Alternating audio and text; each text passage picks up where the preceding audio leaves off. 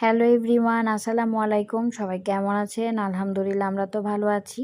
সবাইকে জানাই রামাদান মোবারক। আমরা আজকে সুন্দর একটা রেস্টুরেন্টে চলে এসেছি, আর এটার লোকেশনটা অবশ্যই বলে দেব।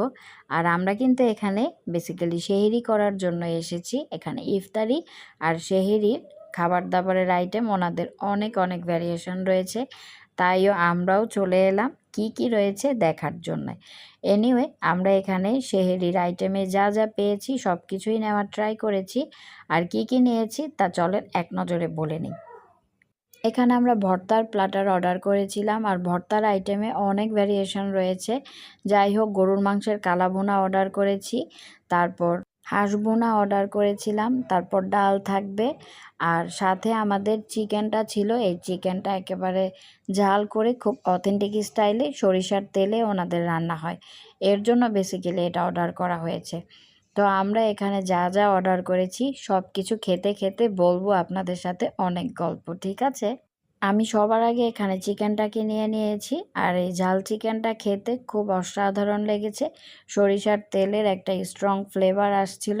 খেতে খেতে অনেক গল্প হবে, সেটা তো আগেই বললাম। আর আমার কাছে বেসিক্যালি খুব ভালো লেগেছে। এখানে 3 পিস চিকেন ছিল, আর এটার পরিমাণটাও খুব ভালো ছিল। আর এটার প্রাইস রেঞ্জটা বলতে গেলে সব কিছু মিলিয়েই ভালোই ছিল। আমার কাছে ভালো লেগেছে বেসিক্যালি। আর তারপর বারাতের বাবা এখানে গরুর মাংসটা নিয়েছে, গরুর মাংসের কালা ভুনাটা ট্রাই করেছে।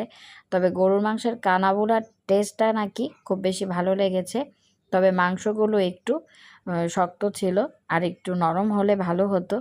এনিওয়ে, আমার কাছে ভালোই লেগেছে খেয়ে।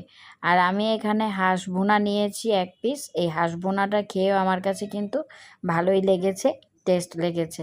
আর এটাও কিন্তু খুব অসাধারণভাবে রান্না হয়েছে। ওনাদের সকল রান্নাই ওভারঅল খুব ভালোই হয়েছে, আর খুব টেস্ট হয়েছে।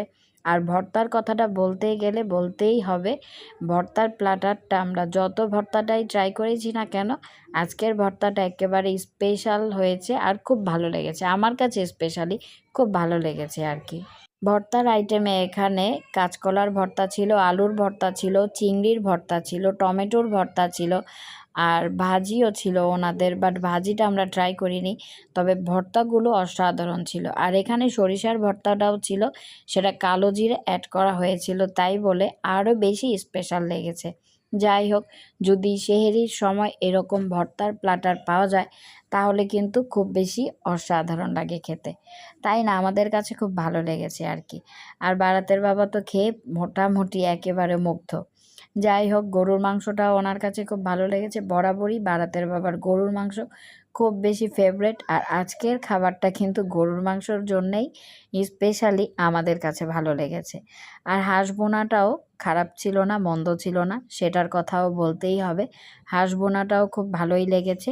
হাঁস বোনাটা টোটালি 4 পিস ছিল, আর সেটার ঝাল, খাবার, পরিমাণ সব কিছুই খুব ভালো লেগেছে আমাদের খেয়ে। সাদা ভাতের সাথে এরকম হাঁস ভুনা হলে মনে হয় না আর কিছুর প্রয়োজন আছে। তবে অনেকের রুটির সাথে, পরোটার সাথে হাঁস ভুনাটাও খুব বেশি পছন্দের, বাট আমার কাছে তো ভাতের সাথে ভালো লেগে থাকে। আর বারাতের বাবার গরুর মাংসের সাথে খুব বেশি ভালো লেগেছে। তা আমাদের সব খাবারগুলোই না খুব ভালো লেগেছে আলহামদুলিল্লাহ। আর ডালটা একেবারে লাস্টে ট্রাই করব। আমি আবার একটু কালো ভুনাটা ট্রাই করছি, তবে কালো ভুনার টেস্ট আমার কাছে খুব বেশি ভালো লেগেছে। আমার কাছে চিকেনটা বেশি ভালো লেগেছে কালো ভুনার চাইতে, কারণ আমি তো চিকেন লাভার, এর জন্য। আর বারাতের বাবার কাছে গরুটাই ভালো লেগেছে। এবার বলি প্রাইস রেঞ্জের কথাটা। আমরা এখানে টোটাল বিল করেছি 1600 টাকা।